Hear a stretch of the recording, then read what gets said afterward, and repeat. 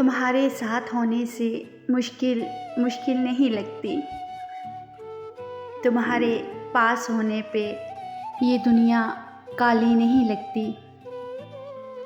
मेरी हर सोच का महवर तुम ही तो हो जाना।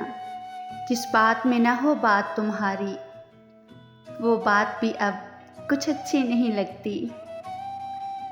तुम्हारा नाम क्या है, कैसे पहचाने जाते हो, कहाँ पे बसेरा करते हो, कहाँ के रहने वाले हो, ये मालूम नहीं। लेकिन मैं जब भी तन्हा सी होने लगती हूँ, तुमको अपने साथ पाती हूँ।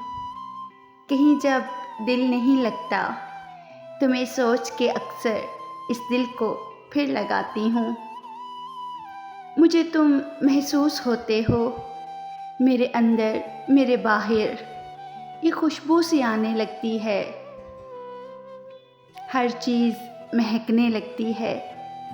ख़िज़ा की रुत में भी जाना, कहीं जब फूल खिलता है, किसी रोते चेहरे पर मुस्कुराहट जब उतरती है, मुझे महसूस होता है तुम्हारी आमद की खबर है वो, कि तुम दूर नहीं मुझसे, तुम मुझ ही में बसेरा करते हो।